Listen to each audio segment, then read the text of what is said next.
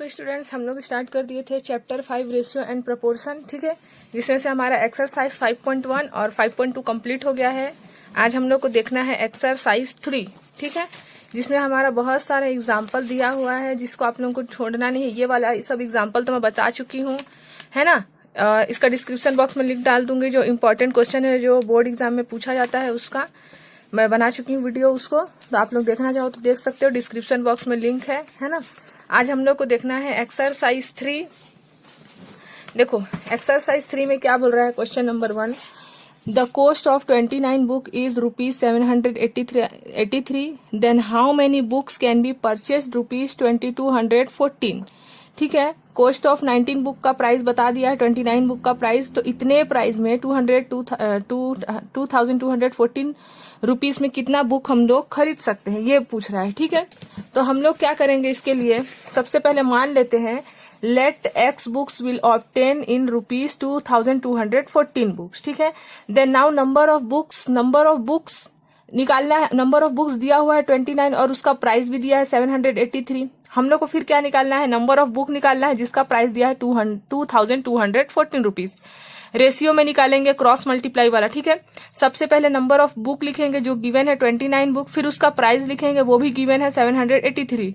हम लोग को नंबर ऑफ बुक निकालना है किस प्राइस के हिसाब से, 2214 के हिसाब से। तो 2214 रुपीज में कितना बुक आएगा, उसको हमने एक्स मान लिए हैं, है ना। इस प्रपोर्शन साइन का मतलब होता है इक्वल। तो 29 divided by 783 equal x divided by 2214। अब इसको डिवाइड कर देंगे, क्रॉस मल्टीप्लाई करेंगे। सबसे पहले 783 मल्टीप्लाई एक्स, 29 मल्टीप्लाई 2214। एक्स नहीं छोड़ देंगे, 783 मल्टीप्लाई में है तो इधर आकर डिवाइड हो जाएगा। इसको सॉल्व करेंगे तो हमारा आंसर क्या आ जाएगा, एक्स इज इक्वल टू 82। यानी कि 2214 रुपीज में 82 बुक हम लोग खरीद सकते हैं। ठीक है, वैसे ही क्वेश्चन नंबर 2 है, If 14:35 proportion 16:x, then find the value of x। x का वैल्यू फाइंड करना है, जैसे इसमें फाइंड किए थे क्रॉस मल्टीप्लाई करके, वैसे ही कर लेंगे इसमें भी। 14 divided by 35 equal 16 divided by x। 14 को मल्टीप्लाई करेंगे x से, 35 को मल्टीप्लाई करेंगे 16 से। x नहीं छोड़ देंगे, 14 मल्टीप्लाई में ही धारा का डिवाइड होगा। इसको सॉल्व कर देंगे तो हमारा आंसर कितना आ जाएगा, 40। यानी कि ये x नंबर क्या आया, 40 आया। ठीक है, वैसे क्वेश्चन नंबर 3 भी है, फाइंड द फोर्थ प्रपोर्शन। 1 2 3 दिया है, फोर्थ प्रपोर्शन फाइंड करना है। तो फोर्थ प्रपोर्शन को हम लोग क्या मान लिए, के, क्योंकि अगर x या फिर y ले लेंगे तो कंफ्यूजन हो जाएगा, है ना। इसीलिए लेट द फोर्थ प्रपोर्शन को हम लोग क्या मान लिए हैं, के मान लिए हैं। तो देखो 2xy x square y square तक तो दिया था, फोर्थ प्रपोर्शन को हम लोग के मान लिए हैं। वैसे ही प्रपोर्शन दो के बीच रेशियो का साइन, फिर तीसरे इन दो के बीच रेशियो का साइन, इन दो के बीच रेशियो का साइन, बीचों बीच में प्रपोर्शन का साइन। ठीक है, इसका मतलब होता है डिवाइड, इसका मतलब होता है डिवाइड, इसका मतलब होता है इक्वल। ठीक है, अब इसको सॉल्व कर दिया, 2xy को के से डिवाइड कर दिए, मल्टीप्लाई किए, एक्स स्क्वायर को वाई स्क्वायर से मल्टीप्लाई किए, क्रॉस मल्टीप्लाई कर रहे हैं। ठीक है, क्रॉस मल्टीप्लाई। अब यहाँ पास के निकालना है, के को यही छोड़ दिया क्योंकि के ही फोर्थ प्रपोर्शन है। 2xy मल्टीप्लाई में ही धारा का डिवाइड हो गया। ठीक है, अब यहाँ एक्स स्क्वायर 2 बार है, यानी कि एक एक्स से एक एक्स कैंसिल हुआ, यहाँ भी एक वाई से एक वाई कैंसिल हुआ, तो क्या बचा, एक्स वाई बचा हुआ है और नीचे में 2, यानी कि xy बाई 2 है फोर्थ प्रपोर्शन। वैसे क्वेश्चन नंबर 4 बनेगा हमारा। क्वेश्चन नंबर 4 में भी लिखा हुआ है, देखो what should be added to 10 18 22 38 so that they become proportional. इसमें ऐसा कौन सा नंबर ऐड करे कि ये क्या बन जाए, प्रोपोर्शनल बन जाए, इक्वल बन जाए। ठीक है, तो हम लोग को तो पता नहीं है, इसलिए हम लोग क्या मान लिए, एक्स नंबर ऐड करेंगे। तो सब में हम लोग देखो एक्स ऐड कर दिए हैं, और वही रेशियो का साइन है 2 के बीच, और इधर 2 के बीच, इधर 2 के बीच प्रपोर्शन का साइन, और बीचों बीच में प्रपोर्शन का साइन, इधर रेशियो का साइन। ठीक है, अब इधर डिवाइड का साइन, इसका मतलब इक्वल। देखो 10 plus x divided by 18 plus x, ratio मतलब प्रपोर्शन मतलब equal. 22 plus x divided by 38 plus x. अब इसको क्रॉस मल्टीप्लाई किए हैं, क्रॉस मल्टीप्लाई करने के बाद इन दोनों को मल्टीप्लाई किए, इन दोनों को मल्टीप्लाई किया। देखो 10 38 जा, फिर 10x, फिर 38x एक्स स्क्वायर। वैसे इसमें भी 22 को 18 से मल्टीप्लाई किया, 22x जा किए, है ना। फिर वैसे ही 22 को x से किए, 18 को x से किए, x इंटू एक्स किए। ठीक है, अब दोनों साइड एक्स स्क्वायर, इसलिए एक्स स्क्वायर कैंसिल हो गया। अब इसको सॉल्व कर दिए हम लोग तो इतना आया, एक्स को एक तरफ किए, नंबर को एक तरफ किए, तो इतना आया। एक्स का वैल्यू कितना आया, 2। यानी कि हम लोग को सब में 2 ऐड करना पड़ेगा, तो ये क्या हो जाएगा, प्रपोर्शन हो जाएगा, इक्वल हो जाएगा। ठीक है, तो वो नंबर क्या है, एक्स इज इक्वल टू 2 है। क्वेश्चन नंबर 5 में क्या दिया है, if B is mean proportional of A and C then prove that जो बी है वो मीन प्रपोर्शन है ए और सी के, ए और सी के बीचों बीच में क्या है, बी है बोल रहा है। ठीक है, तो हम लोग को प्रूव करना है A square B square upon A B equal to A plus C upon B. ये बहुत इंपॉर्टेंट क्वेश्चन है। ठीक है, देखो B is mean proportion of A and C. A और सी के बीचों बीच में क्या है, बी है, तो हम लोग इसको ऐसे लिख सकते हैं ए रेशियो बी प्रपोर्शन, फिर से बी रेशियो सी। मैं इससे जो इंपॉर्टेंट वीडियो करके बताई हूँ प्रपोर्शन का, डिस्क्रिप्शन बॉक्स में लिंक है, उसमें ये वाला क्वेश्चन बता भी चुकी हूँ। देखना चाहो तो देख सकते हो कि फोर्थ प्रपोर्शन क्या होता है, थर्ड प्रपोर्शन कैसे निकालते हैं, मीन प्रपोर्शन कैसे निकालते हैं। ठीक है, तो मीन प्रपोर्शन कभी भी बोलेगा निकालने के लिए तो जो बीचों बीच वाला नंबर रहता है उसको 2 टाइम्स ऐसे लिख देते हैं। ठीक है, अब इसको लिखे A divided by B, B divided by C, इसका मतलब इक्वल होता है। अब क्रॉस मल्टीप्लाई कर दिए तो बी स्क्वायर हो गया इसका ए इंटू सी। ठीक है, अब हम लोग को दिया हुआ है यहाँ पास क्या प्रूफ करना है, A square plus B square upon A B equal to A plus C upon B. ये प्रूफ करना है, एलएचएस और आरएचएस प्रूफ करना है। ठीक है, तो हम लोग देखो एलएचएस ले लिए है A square plus B square upon A B. B square का वैल्यू तो निकाल लिया हम लोग ए सी, बी स्क्वायर के प्लेस में रख दिए हैं ए सी। ठीक है, पूरा बी स्क्वायर का वैल्यू ए सी है, इसलिए बी स्क्वायर के प्लेस में ओनली ए सी रखे हैं। ठीक है, अब देखो हम लोग इसको सॉल्व कर दिए हैं, ए स्क्वायर सॉरी यहाँ ए स्क्वायर है, यहाँ ए है, सिंगल ए है, तो सिंगल ए कॉमन निकल जाएगा, इसमें एक ए बचा और यहाँ सी बचा, फिर यहाँ ए बी, ए से ए कैंसिल हो जाएगा तो क्या बचेगा, ए प्लस सी बाई बी। ये आरएचएस, एलएचएस लिए और आरएचएस आंसर आ गया, तो हम लोग का प्रूव हो गया। ठीक है, अब क्वेश्चन नंबर 6 देख लेते हैं। देखो, find the numbers whose mean proportional is 24 and third proportional is 192। Mean proportion 24 है और थर्ड प्रपोर्शनल 192 है और नंबर फाइंड करना है। ठीक है, फाइंड द नंबर हुज, ऐसा नंबर फाइंड करना है जिसका मीन प्रपोर्शन 24 हो और थर्ड प्रपोर्शन 192 हो। ठीक है, तो देखो सबसे पहले हम लोग मान लिए let the required number x and y, हम लोग मान लिए कि वो नंबर क्या है, x and y. 2 number find करना है हम लोग को। Mean proportion of x y, मतलब एक्स वाई का मान लिए कि फर्स्ट प्रपोर्शन एक्स है, थर्ड प्रपोर्शन वाई है, उसका मीन प्रपोर्शन 24 है, क्वेश्चन में बता चुका है। ठीक है, अब हम लोग को मीन प्रपोर्शन कैसे निकालते हैं बताइए, x ratio 24 ratio y. Mean proportion 24 है तो एक्स रेशियो 24 मीन प्रपोर्शन है, इसलिए 24 को 2 बार लिखना पड़ेगा। तो इसको हम ऐसे लिख सकते हैं ना, एक्स डिवाइडेड बाई 24, इसका मतलब इक्वल 24 अपॉन वाई, यानी कि इसको 24 का स्क्वायर लिखेंगे और इधर एक्स वाई, तो 24 रूट के इधर भेजेंगे तो रूट एक्स वाई लग जाएगा। ठीक है, वही चीज यहाँ लिखती हूँ मैं, इसी चीज को यहाँ लिख दी हूँ कि 24 equal to x multiply y का रूट, यही वाला चीज। ठीक है, कैसे सॉल्व किया समझ में आ गया। अब देखो इस रूट को अगर इधर भेजेंगे हम लोग तो इसी को ऐसे भी तो लिख सकते हैं, 24 into 24 equal to x y. इसी चीज को ऐसे लिख सकते हैं, रूट को अगर इधर भेजेंगे तो स्क्वायर लग जाएगा, तो इसी को लिख सकते हैं 24 इंटू 24 और रूट हट जाएगा क्योंकि रूट को तो इधर भेज दिया है। अब ये इक्वेशन नंबर 1 बन गया। थर्ड प्रपोर्शन हम लोग को क्या बोला है, let third proportion of x and y is k. हम लोग मान लिए कि जो थर्ड प्रपोर्शन है वो के है। वैसे थर्ड प्रपोर्शन हम लोग को 192 बता दिया है, लेकिन उसको लास्ट में रख देंगे। अभी के लिए हम लोग 192 को क्या मान लिए है, के मान लिए है थर्ड प्रपोर्शन को। तो थर्ड प्रपोर्शन लिख लिए। थर्ड प्रपोर्शन को तो हम लोग 2 बार नहीं लिखते हैं, जो मीन प्रपोर्शन वाई है उसी को 2 बार लिखते हैं, है ना। अब उसको x by y equal y by k लिखे, क्रॉस मल्टीप्लाई किए तो वाई वाई वाई स्क्वायर हो गया, के एक्स इंटू के एक्स हो गया। ठीक है, अब हम लोग को तो बुक में बता चुका था कि थर्ड प्रपोर्शन क्या है 192, और हम लोग माने भी के को ही थर्ड प्रपोर्शन है, तो हम लोग के प्लेस में क्या रख दिए हैं 192 x equal to y square. X का वैल्यू क्या निकल गया, एक्स नहीं छोड़ दिया, इसके बीच में मल्टीप्लाई है तो डिवाइड में चले जाएगा, तो एक्स का वैल्यू कितना मिला हम लोग को, वाई स्क्वायर बाई 192। ठीक है, अब हम लोग को निकालना क्या है, देखो पुटिंग इस वैल्यू को, जो हम लोग एक्स का जो वैल्यू है उसको हम लोग पुट कर देंगे किसमें, इक्वेशन नंबर 1 में, एक्स मल्टीप्लाई वाई में हम लोग पुट कर देंगे। तो एक्स मल्टीप्लाई इजिकल टू 24 था, एक्स का वैल्यू कितना निकाले हैं, वाई स्क्वायर अपॉन 92, उसको रख दिए। ठीक है, वाई स्क्वायर वाई को मल्टीप्लाई करेंगे तो वाई टू द पावर 3 हो जाएगा, 192 को इधर ट्रांसफर कर दिए, है ना। अब देखो इस 24 को लिखे, अब हम लोग इसको 3 लिखा हुआ है ना, तो 3 में हम लोग को पेयर बनाना है, इसलिए हम लोग 192 का ऐसा एलसीएम लेंगे कि वो भी 24 आ जाए। तो 192 में का हम लोग एलसीएम लेंगे तो हम लोग का 24 इंटू 8 आएगा।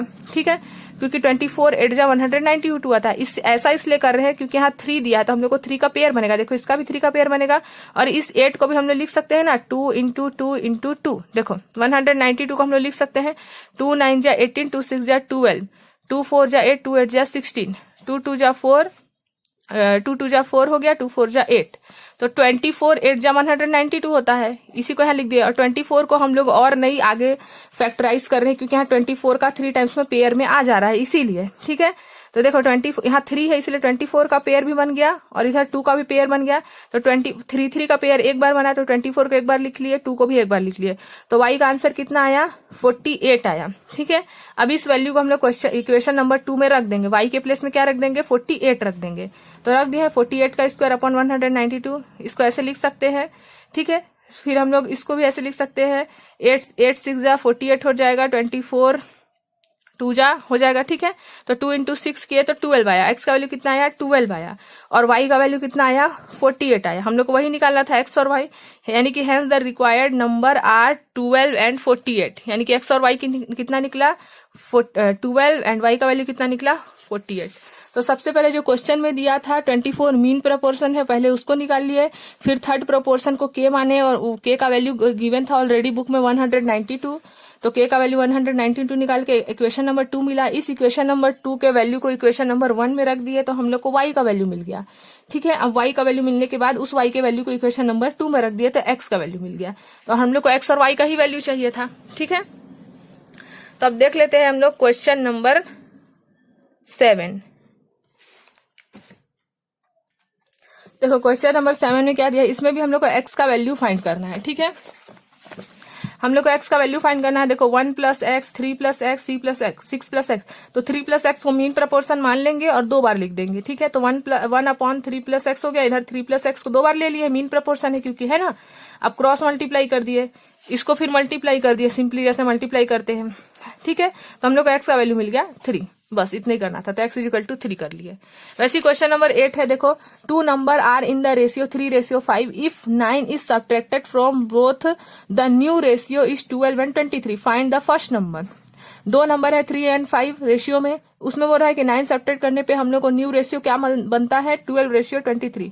तो वो नंबर क्या है वो हम लोग को फाइंड करना है, 2 नंबर फाइंड करना है। ठीक है, तो हम लोग मान लिए लेट द रिक्वायर्ड नंबर जो गिवन है 3:5 है, इसको हम लोग मान लिए 3k और 5k मान लिए अकॉर्डिंग टू द क्वेश्चन में क्या बोला है, जो 3k और 5k है माने हैं जिसको हम लोग, उसमें 9 सब्ट्रैक्ट करना है। तो जो न्यू रेशियो बनता है वो क्या बनता है 12:23 बनता है। तो लिख दिया 12:23, इसका मतलब इक्वल होता है, लिख दिया है। इसका मतलब डिवाइड, इसका मतलब इक्वल और इसका मतलब डिवाइड। क्रॉस मल्टीप्लाई किए हैं। ठीक है, क्रॉस मल्टीप्लाई करने के बाद सिंपली मल्टीप्लाई जैसे करते हैं वैसे मल्टीप्लाई किए हैं। तो k का वैल्यू हम लोग को क्या मिला है 11। ठीक है, अब इस k का वैल्यू जो 11 मिला है उसको हम लोग 3k और 5k में रख दिया है, तो हम लोग को 2 नंबर मिल जाएगा। तो 3k में 11 रखे तो 11 3 33 और 5k में 11 रख दिए तो 11 5 55, यानी कि वो नंबर क्या है 33 एंड 55 है। ठीक है, बस इतना ही करना था। अब देख लेते हैं question number 9। A task is completed by 45 laborers in 24 days. If they work 6 hours per day, how many laborers will be needed to complete the task in 15 days if they work for 8 hours every day? ठीक है, एक टास्क है जिसको 45 labour 24 days में complete करते हैं। ठीक है, 45 लेबर है और उन लोग कितने दिन में कंप्लीट करते हैं उस काम को 24 डेज में। इफ दे, और उन लोग पर डे कितना काम करते हैं 6 आवर्स करते हैं। How many labour will be needed, अब हम लोग को कितना लेबर और चाहिए अगर हम लोग को उसी काम को 15 डेज में कंप्लीट करना है। 15 डेज, देखो यहाँ 24 डेज था और हम लोग को 15 डेज जल्दी काम कंप्लीट करना है और आवर्स भी बढ़ा दिया है 8 आवर्स एवरी डे। तो कितने लेबर चाहिए हम लोग को, लेबर फाइंड करना है। तो हम लोग मान लेते हैं लेबर x है। ठीक है, तो लिख लिया सबसे पहले 45 worker working 6 hours per day, they finish the work in 24 day. 24 day में वर्क कंप्लीट हो जाता है। कितना डेली काम करते हैं उन लोग 6 आवर्स काम करते हैं और 24 डेज लगता है उन लोग को। हम लोग को पता है कि 1 डे में 24 आवर्स होता है, इसीलिए 6 आवर्स का 1 डे के हिसाब से 24 डेज में कितना आवर्स हो जाएगा 6 आवर्स के हिसाब से, यानी कि उन लोग 140 आवर्स काम करते हैं। कितने लेबर 45 लेबर, तब जाके उन लोग का 24 डेज में काम कंप्लीट हो जाता है। ठीक है, 6 आवर्स को हम लोग 24 आवर्स से मल्टीप्लाई कर दिए, मतलब 24 डेज से मल्टीप्लाई कर दिए तो 144 टोटल डेज उन लोग काम, टोटल आवर्स उन लोग काम कर रहे हैं। ठीक है, हम लोग को निकालना है एक्स वर्कर जो कि 15 डेज में 8 आवर्स में उन लोग काम कंप्लीट कर दे। तो 15 डेज के हिसाब से 8 आवर्स कितना हो जाएगा 120 आवर्स 15 डेज का। ठीक है, जैसे इसमें 6 आवर्स था तो 24 से मल्टीप्लाई किए, वैसे इसमें 15 डेज है तो 8 आवर्स से मल्टीप्लाई करके निकाल लिए 120 आवर्स। हम लोग को नंबर ऑफ वर्कर निकालना है, इसमें नंबर ऑफ वर्कर 45 है, अब इसके लिए नंबर ऑफ वर्कर निकालना है। ठीक है, अब हम लोग निकाल देंगे since their reciprocal ratio between calculation of time and number worker hence, ये सब लिखना जरूरी है आप लोगों को। ठीक है, जाके चेक करें तो समझ में आए। अब देखो नंबर ऑफ वर्कर लिख लिए, पहले वाले का नंबर ऑफ वर्कर, फिर फिर दूसरे वाले का भी मतलब इस वाले आवर के लिए भी नंबर ऑफ वर्कर, फिर टाइम टाइम के एक तरफ लिख देंगे।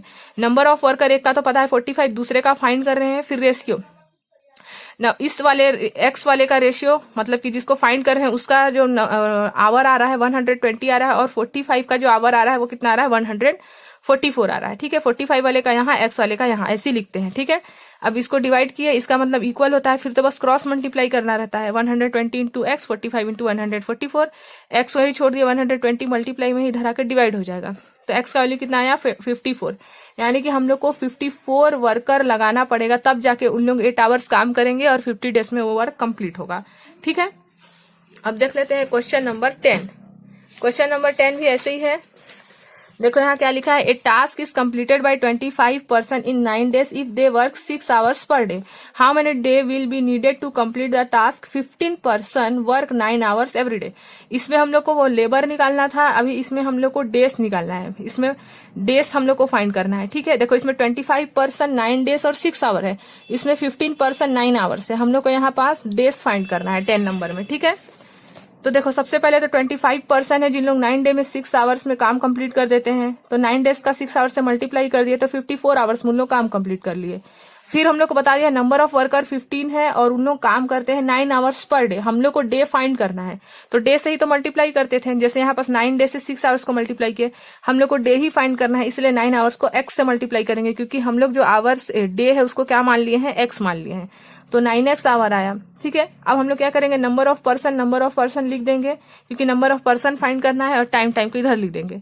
नंबर ऑफ पर्सन 25 है, नंबर ऑफ पर्सन 15 है, टाइम हम लोग का 15 जो हमारा 15 डेज है उसके लिए जो टाइम बना है वो कितना बना है 9x, उसको यहाँ लिख दिया, और 25 के लिए जो टाइम है वो 54 है, उसको इधर लिख दिया, इसका वाले को इधर लिखते हैं, इसके वाले को इधर। ठीक है, अब इसको ऐसे किया, डिवाइड कर दिया और क्रॉस मल्टीप्लाई कर दिया, तो आंसर कितना आ रहा है, एक्स का वैल्यू 3। देखो इसको हमने यहाँ बस ऐसे किया है, 5 5 जा 25, 5 3 जा 15। ठीक है, 9 1 जा 9, 9 6 जा 54, तो 5/3 आया, यहाँ पास x/6 आया। फिर क्रॉस मल्टीप्लाई किए हैं, यहाँ पास 5 into x, 3 into x, x को यहीं छोड़ दिए, 3 को इधर ले आए हैं, 5 6 जा 30, तो 3 10 जा 30 हो गया, तो एक्स का वैल्यू कितना आया 10 आया, यानी कि 10 डेज काम करना पड़ेगा तब जाके काम कंप्लीट हो पाएगा। ठीक है, अब देख लेते हैं क्वेश्चन नंबर 11।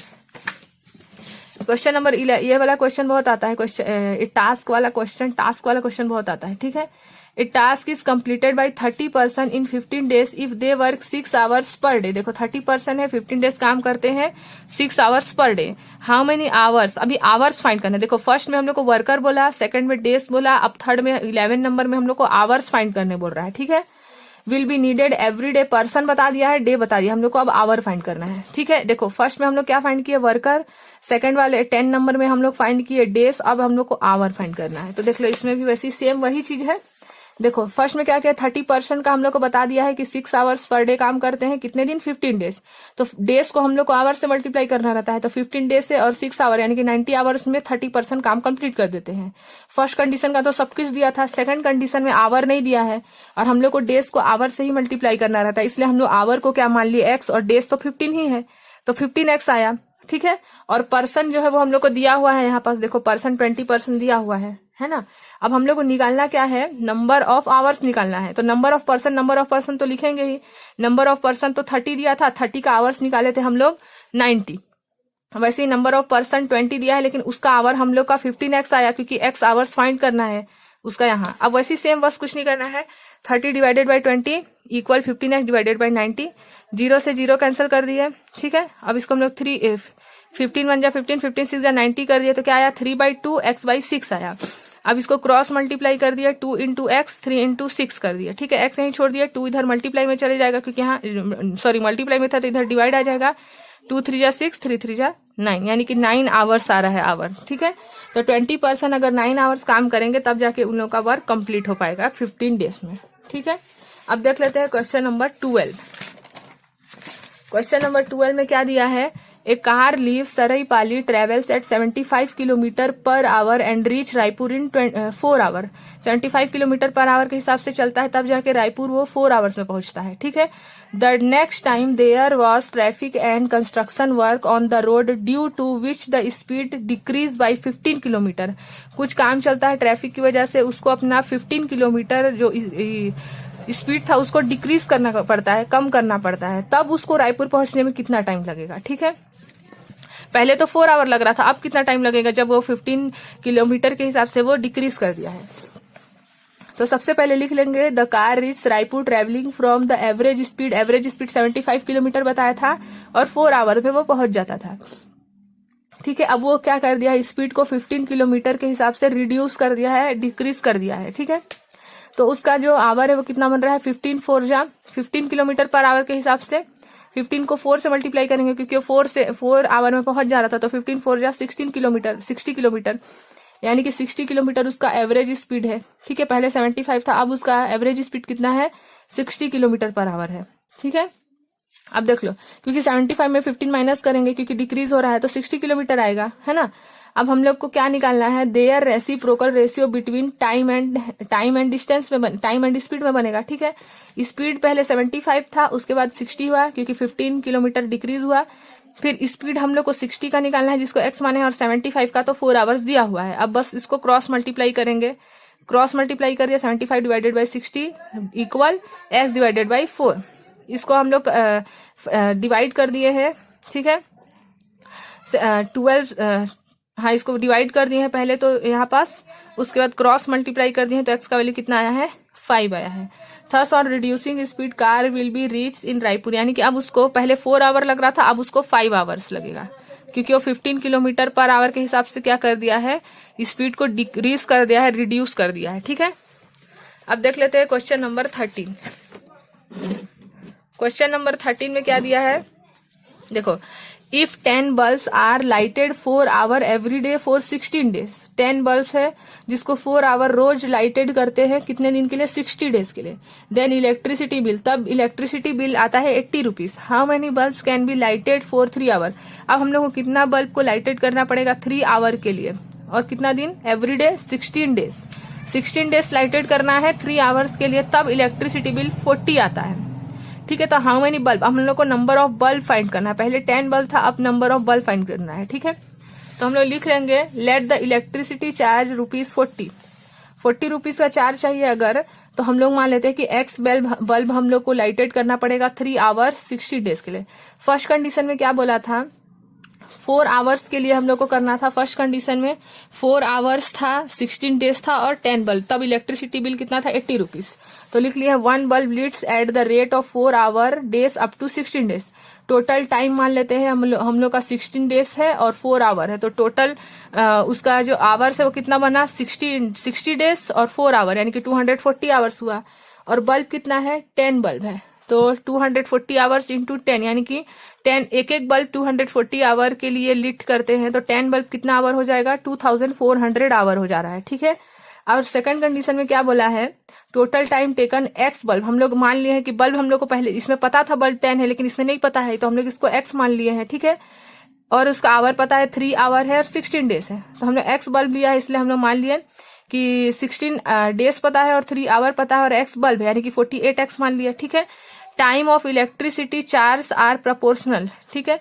देखो यहाँ पर हम लोग मान लिया कि time taken by 10 bulbs to lit, फिर रेशियो में लिख लिए टोटल चार्ज, मतलब जो टोटल 10 बल्ब्स का जो आवर्स था वो कितना था, 2400 था। ठीक है। और उसका चार्ज कितना है, 80 रुपीज है। अब हम लोग को 48x बल्ब आया है जिसका चार्ज कितना है, 40 है। हम लोग को इस x को फाइंड करना है, नंबर ऑफ बल्ब फाइंड करना है। तो 2400 को डिवाइड करेंगे 80 से, फिर इक्वल 48x को डिवाइड करेंगे 40 से। ठीक है। 0 से 0 कैंसिल कर देंगे, यहाँ भी जितना कैंसिल हो सके, यहाँ 2 से डिवाइड कर देंगे तो इतना आ जाएगा 300/10, और इसका आ जाएगा 48 को भी डिवाइड कर देंगे तो हमारा इतना आ जाएगा। ठीक है। अब हम लोग x का वैल्यू निकाल लेंगे क्रॉस मल्टीप्लाई करके, तो x का वैल्यू कितना आ जाएगा, 25, यानी कि हम लोग को 25 बल्ब, यहाँ पास 25 बल्ब को हम लोग लाइटेड कर सकते हैं 3 आवर्स 16 डेज के लिए, तब जाके हमारा जो इलेक्ट्रिसिटी बिल है वो कितना आएगा, 40 रुपीज आएगा। ठीक है। तो ऐसे निकाल सकते हैं। फर्स्ट कंडीशन, सेकंड कंडीशन में क्या है उसको लिख लेंगे, उसके बाद यहाँ रेशियो निकाल लेंगे। ठीक है, अब देख लेते हैं हम लोग क्वेश्चन नंबर 14। क्वेश्चन नंबर 14 में क्या दिया है, a task is completed by 48% in 25 days if they work 8 hour per day, how many days will be needed to complete double the task if 30% work 10 hours every day. ये भी इसी type का है। Question number 9, 10 और 11 बनाए उसी type का है। देखो इसमें मतलब एक टास्क को कंप्लीट 48% है जो काम करते हैं 25 डेज तक, तो उन लोग को 8 आवर्स काम करना पड़ता है, तब जाके उस वर्क को उन लोग 25 डेज में कंप्लीट कर पाते हैं। ठीक है, अब बोल रहा है कि how many days will be needed. अब कितना डेज हम लोग को फाइंड करना है। अगर हम लोग उस टास्क को डबल कर दे, है ना, और 30% है और आवर्स कितना है 10 है, तो हम लोग को पर्सन फाइंड करना है ना। तो अब हम लोग लिख लिए 48 वर्कर है, उन लोग वन वर्क इन 25 डेज लिख गए। 48 वर्कर एक काम को 25 डेज में कंप्लीट करते हैं। ठीक है, they will do work days double. अगर उन लोग को काम डबल कर दिया जाए, डबल कर दिया जाए मतलब कि 25 डेज का 50 डेज बना दिया जाए, डबल कर दिए तो देखो 48 worker do works in 8 hours. 48 worker 8 hours काम करते हैं। ठीक है, लेकिन वर्क तो डबल हो गया है, 50 हो गया है, तो 50 डेज में हम लोग 8 आवर्स को मल्टीप्लाई करेंगे, डेज में आवर्स को मल्टीप्लाई करेंगे। ठीक है, तो 400 आया। अब बोल रहा है thus 48 worker finish the work double two the given worker in 400 hours. देखो 48 वर्कर्स डबल काम करते हैं, मतलब 25 के हिसाब से अब डबल कर दिया गया है तो 50 हो गया है, तो 400 आया था इसका आवर। अब हम लोग मान लिए उसी का सेकंड कंडीशन में बोला था 30 वर्कर फिनिश करते हैं उसी डबल वर्क को x डेज में। इस डेज को फाइंड करना है कितने डेज में कंप्लीट करते हैं। हम लोग को ये पता है कि वर्क डबल कर दिया, मतलब डेज डबल कर दिया गया है। ठीक है, तो हम लोग को क्या निकालना है, नंबर ऑफ वर्कर निकालना है, नंबर ऑफ डेज निकालना है। वर्कर तो दिया हुआ है 30। अब देखो दिस वर्कर, जो 30 वर्कर है उन लोग 10 आवर्स काम करते हैं। ये जो 48 वर्कर थे उन लोग 8 आवर्स काम करते थे, लेकिन 30 वर्कर 10 आवर काम करते हैं। तो 10 आवर यानी कि 10 आवर इंटू डेज करेंगे तो 10x आया, x निकालना है हम लोग को। अब निकाल लेंगे नंबर ऑफ वर्कर और total number of working hour. तो नंबर ऑफ वर्कर 48 दिया है फर्स्ट कंडीशन में, number of worker second condition में 30 दिया है। 30 का जो हमारा नंबर आवर्स आया है वो 10x आया है और 48 का आया है 400 आवर्स। 48 डिवाइडेड बाय 30 किए, फिर इक्वल किए 10x डिवाइडेड बाय 400। इसको सॉल्व कर देंगे। ठीक है, 6 5 जा 30 कर सकते हैं, 6 8 जा 48, 0 से 0 कैंसिल, तो 1 अपॉन यानी कि x अपॉन 40। क्रॉस मल्टीप्लाई किए 5x इंटू 8 इंटू 40 कर दिए, तो x यही छोड़ दिया, 5 मल्टीप्लाई में था इधर डिवाइड हो जाएगा। 5 8 जा 40, 8 8 जा 64, यानी कि 64 वर्कर को अगर हम लोग ले आए तब उन लोग 10 आवर्स में काम 64 डेज लगेगा 30 वर्कर को उस काम को कंप्लीट करने में। ठीक है, ये वाला इंपॉर्टेंट क्वेश्चन है, टास्क वाला क्वेश्चन बहुत आता है। अभी जो क्वेश्चन नंबर 15 है ये बहुत बार पूछा गया है बोर्ड एग्जाम में, ये वाला क्वेश्चन। ठीक है, देख लेते हैं question. A and B together complete a task in 24 days. A और बी जब साथ में काम कंप्लीट करते हैं तो उन लोगों को कितना दिन लगता है, 24 डेज लगता है। सी एंड बी टुगेदर, और सी एंड बी जब साथ में काम करते हैं तो उन लोगों को 18 डेज लगता है। और ए और सी जब टुगेदर कंप्लीट करते हैं तो 12 डेज लगता है। ठीक है, देखो A B 24 days, C B 18 days and A C 12 days. How many days will A take to complete the task if work alone. तो बोला हाँ, ए का हम लोग को सिर्फ निकालना है। अगर ए अकेले काम करे, अलोन वर्क करे, तो अब ए को अकेले में कितना काम करना पड़ेगा। तो सबसे पहले जो जो दिया है वो लिख लेते हैं। A and B finish work together 24 days. A और बी जब साथ में काम करते हैं तो 24 डेज लगता है, तो 1 डे का कितना निकल जाएगा, 1 डे अगर निकालना है मतलब 1 वर्क निकालना है तो they do 1/24 work in 1 day. 1 day निकालना है, इसलिए हम लोग 24 को 1 से डिवाइड कर दिए, यानी कि 1 डे में उन लोग ए और बी साथ मिलकर एक दिन में 1/24 वर्क कंप्लीट करते हैं। वैसे ही बी प्लस मतलब ए और बी अगर साथ में काम करते हैं, मतलब ए प्लस बी साथ में काम करते हैं एक दिन में 1/24। वैसे ही बी और सी 18 डेज में काम करते हैं तो 1 डे के हिसाब से 1/18, और इसका भी ए और सी के लिए भी 1 डे के हिसाब से 1/12, क्योंकि ए बी वर्क टुगेदर 24 था, बी सी वर्क टुगेदर 18 था और ए सी वर्क टुगेदर 12 था, लेकिन 1 डे निकालना है इसलिए सब में डिवाइड कर दिया 1 से। ठीक है, अब इक्वेशन नंबर 1 2 और 3 को हम लोग ऐड कर देंगे। तो देखो यहाँ भी ए 2 बार है, यहाँ बी 2 बार है, यहाँ भी सी 2 बार है, इसलिए 2 लिख दिए है बाहर और ए प्लस बी प्लस सी डायरेक्ट लिख दिए है। ठीक है, अब 1/24 प्लस 1/18 प्लस 1/12 किए हैं। इसका एलसीएम लेंगे 24, 18 और 12 का तो 72 आएगा। 24 से 72 डिवाइड करेंगे तो 3 आएगा, 3 1 जा 3। 18 से 72 को डिवाइड करेंगे तो 4 आएगा, फिर 4 1 जा 4। 12 से 72 को डिवाइड किया तो 6 आया, 6 1 जा 6। ठीक है। अब 4 + 3 + 6 किए तो कितना आया, 13 आया। 72, यहाँ 2 मल्टीप्लाई में था तो इधर आके डिवाइड हो गया, ये वाला 2 इधर आके, सॉरी यहाँ मल्टीप्लाई में था तो इधर आके मल्टीप्लाई, इधर डिवाइड ही हुआ है लेकिन 72 नीचे से तो मल्टीप्लाई होगा। तो 13 72 2 जा 144। a + b + c का वर्क टुगेदर कितना आ रहा है, 13/144। तो लिख दिए hence ABC do 13/144 of the work together in 1 day. तो 1 डे का निकाले हैं हम लोग क्या निकाल रहे हैं, 1 डे सिर्फ निकाल रहे हैं, ठीक है। 1 डे का कितना काम किए लोग, ABC अगर साथ में काम करते हैं तो 13/144। अब इक्वेशन नंबर 4 और इक्वेशन नंबर 2, ठीक है। 2 को ही हम लोग क्यों ले रहे हैं, क्योंकि हम लोग को a का वर्क निकालना है और यहाँ पास हम लोग को AB है, यहाँ पास B + C है, यहाँ पास B + C है। तो B + C से B + C कैंसिल हो जाएगा तो a बचेगा और हम लोग को a का ही निकालना है। क्वेश्चन में बोला है ना, हम लोग को किसका निकालना है, a का निकालना है। अगर हम लोग बाकी को लेंगे तो नहीं बनेगा, लेकिन यहाँ B + C वाले को लेंगे तो B + C से B + C कैंसिल हो जाएगा, इसीलिए हम लोग इक्वेशन नंबर 2 को ले रहे हैं 4 के साथ, ठीक है। तो इक्वेशन नंबर 4 और 2 को माइनस कर दिए हैं। देखो a + B + C को माइनस करें B + C से, a + B + C का वैल्यू कितना था, 13/144 और B + C का 1/18। इसको हम लोग वैसे एलसीएम लेके किए, देखो B + C से B + C कैंसिल हो गया तो a बचा, इसका एलसीएम ले तो 144 आया, ठीक है। इसको डिवाइड किए तो 8 आया, माइनस किए तो 5/144। यानी कि जब a वर्क अलोन करता है 1 डे में तो उसका कितना वर्क होता है, 5/144, ठीक है। अब लिख दे hence a does 5/144 of work alone. a does 5 whole 1 work, 1 day का निकाले हम लोग, तो 1 डे का निकाले हैं, ठीक है। तो a विल डू, अब हम लोग 1 डे निकाल लिए हैं लेकिन 1 वर्क का निकाले हैं, 1 डे वर्क निकाले हैं कि 5 एक दिन में वो कितना काम करता है, 5/144। लेकिन एक वर्क को वो कितना दिन लगाता है, हम लोग को तो ये फाइंड करना था, एक वर्क है ना। तो 1 वर्क को वो कंप्लीट करेगा, इसमें हम लोग डिवाइड कर देंगे 1 से, ठीक है, क्योंकि एक वर्क निकालना है, इसलिए जो भी निकाले हैं हम लोग वर्क उसको डिवाइड कर देंगे 1 से। तो रेसिप्रोकल हो जाएगा, 144 ऊपर चले जाएगा, 5 नीचे आ जाएगा। इसी को और डिवाइड करेंगे तो होल में आंसर आएगा 28 होल 4/5 डेज। यानी कि a alone does that work in 28 whole 4/5 days, ठीक है। ऐसे निकाल सकते हैं हम लोग। अब देख लेते हैं क्वेश्चन नंबर 16। क्वेश्चन नंबर 16 में क्या दिया है, a task is completed by 15 man in 16 days. एक टास्क है जिसको 15 मैन 16 डेज में कंप्लीट करते हैं। How many man will be needed to complete 1/4 of task in 15 days. अब 1/4 टास्क कंप्लीट करना है 15 डेज में तो कितने मैन लगेगा, ठीक है। 1/4 मतलब इससे कम काम करना है। तो 16 नंबर में क्या दिया है, 15 मैन 1 वर्क को कंप्लीट करते हैं 16 डेज में। तो the man finish 1/4 work in 1 day. 1/4 work को हम लोग क्या कर दिए, 16 डेज से मल्टीप्लाई कर दिए, तो यानी कि 1/4 वर्क 4 डेज में कंप्लीट हो सकता है। 1/4 वर्क 16 डेज से मल्टीप्लाई किए तो हम लोग को कितना मिला, 4 डेज में वो कंप्लीट कर सकता है, ठीक है।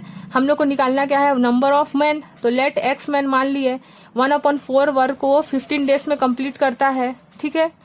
तो लिख लिए since the number of man reciprocal, hence देखो number of man number of days number of days. Number of man 15 तो पहला कंडीशन में दिया था, नंबर ऑफ मैन दूसरे कंडीशन में फाइंड करना है। और x के लिए हम लोग का कितना आया है, 15 नंबर ऑफ डेज है, और इस वाले x के लिए कितना आया है, 4 डेज फाइंड करना है, ठीक है। अब उसको डिवाइड मल्टीप्लाई किए हैं तो हम लोग का आंसर कितना आया है, देखो यहाँ भी 15 है, यहाँ भी 15 है, तो 15 से 15 को कैंसिल कर दिए हैं, या फिर ऐसे कर देते हैं डायरेक्ट। देखो x into 15 is equal to 15 into 4। 15 तो कैंसिल हो जाएगा ना, इसलिए डायरेक्ट कैंसिल कर दिए हैं। 15/4 इंटू 15, 15 से 15 कैंसिल हुआ तो क्या बचा, 4 ही आया। इसलिए हम लोग डायरेक्ट यही काट के दिखाना नहीं है, लेकिन कट जाएगा, ठीक है। इसलिए x का वैल्यू कितना आया, 4। यानी कि नंबर ऑफ मैन कितना चाहिए, 4। तब जाके वो लोग 4 डेज में उस वर्क को 1/4 वर्क मतलब आधे से भी कम वर्क को लोग 4 डेज में कंप्लीट कर सकते हैं, अगर नंबर ऑफ मैन कितने हो, 4 हो। वैसे ही क्वेश्चन नंबर 17 बनेगा। क्वेश्चन नंबर 17 में क्या लिखा है, the camp has sufficient provision for 120 soldiers if after 40 days 40 soldiers were deputed elsewhere, how long will remaining provision last for the remaining soldier। देखो क्वेश्चन के हिसाब से क्या है, एक कैंप है जिसमें 120 सोल्जर हैं और उन लोगों के लिए जो प्रोविजन आता है, जो राशन का सामान आता है वो 16 डेज के लिए सफिशिएंट होता है। 120 वर्कर के लिए जो राशन का सामान आता है, प्रोविजन आता है, वो 60 डेज के लिए क्या होता है, सफिशिएंट होता है, ठीक है। अब बोल रहा है आफ्टर 40 डेज के बाद आफ्टर, ठीक है। कैंप में बोल रहा है कि जो राशन है 40 days in the camp, ration for 120 soldier will be sufficient for 20 days. अगर उसमें 40 डेज और एक्स्ट्रा आ जाते हैं तो कितने बच रहा है हमारे पास? 60 माइनस 40 करेंगे, क्योंकि 60 डेज था, टोटल 60 डेज था और उसमें 40 डेज के लिए ही कैंप में राशन है मान लो, तो 20 डेज बचा ना अभी। तो उस 20 डेज का हम लोग को लिखना है। Now after 40 days 40 soldier went anywhere, मान लेते हैं उसमें से 40 सोल्जर 120 में से 40 सोल्जर कहीं चले गए हैं, ठीक है, अभी नहीं है वहां पास। देन लेट फॉर रिमेनिंग कितने बचे? 40 सोल्जर। अगर 120 में से 40 सोल्जर कहीं चले गए हैं तो 80 सोल्जर टोटल बचे, ठीक है। तो soldier that ration will be last for x days, हम लोग को डेज फाइंड करना है, कितने दिन तक वो राशन चलेगा, तो हमने मान लिया कि एक्स डेज तक चलेगा।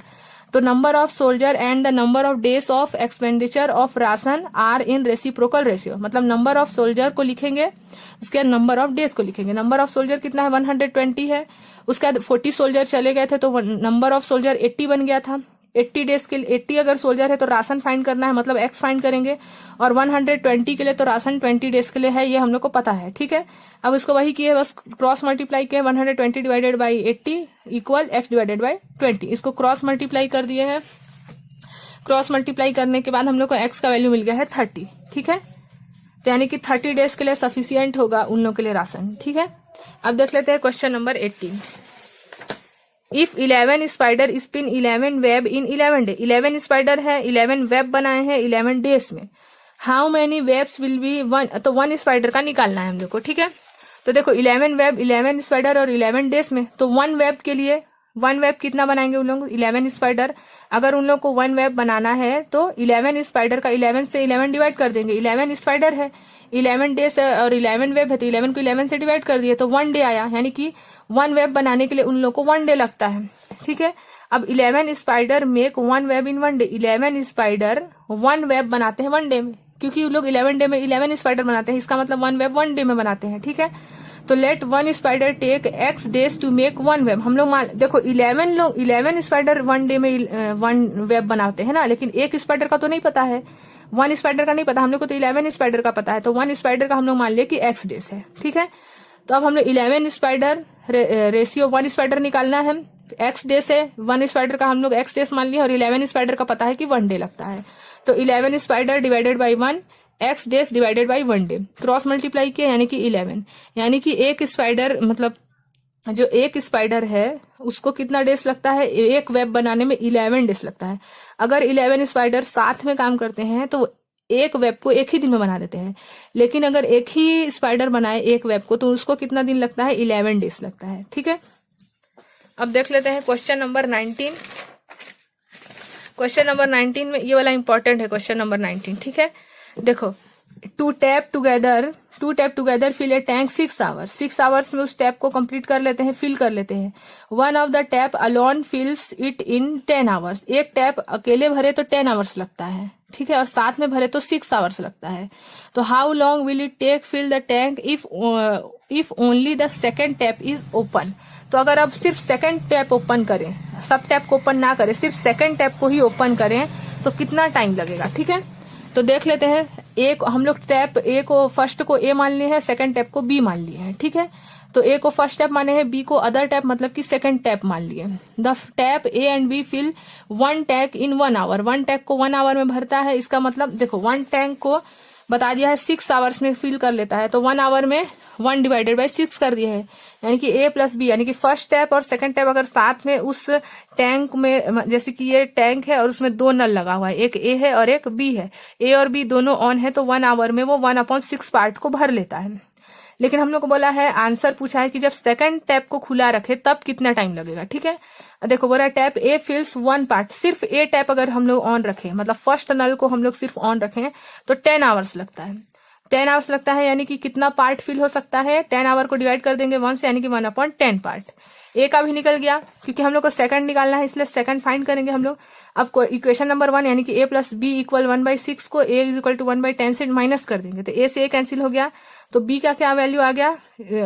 एलसीएम लेके बनाएंगे तो 1/15 पार्ट आया, ठीक है। यानी कि अगर टैप बी यानी कि सेकंड टैप को ऑन रखे तो 1/15 पार्ट को वो भर सकता है, लेकिन हम लोग को क्या फाइंड करना है? आवर्स।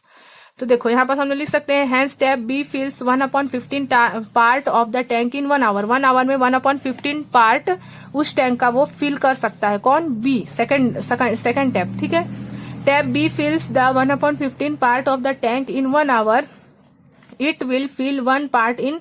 अब 1 पार्ट निकालना था हम लोग को, 1 पार्ट निकालना था, तो जो भी आंसर आया उसको डिवाइड कर देंगे 1 से। तो 1 से डिवाइड कर दिए तो रेसिप्रोकल होगा, तो 15 डिवाइडेड बाई 1 बचेगा, तो 1 लिखने का कोई जरूरत नहीं रहता है।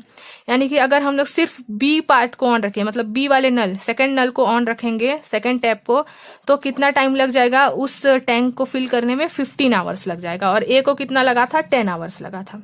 ठीक है, तो हम लोग का एक्सरसाइज 3 कंप्लीट हो गया है। डिस्क्रिप्शन बॉक्स में मैं जो इसका लिंक डाल दूंगी, और जो इम्पोर्टेंट है रेशियो प्रपोर्शन चैप्टर से जो भी इम्पोर्टेंट क्वेश्चन है वो भी डिस्क्रिप्शन बॉक्स में लिंक डाल दूंगी।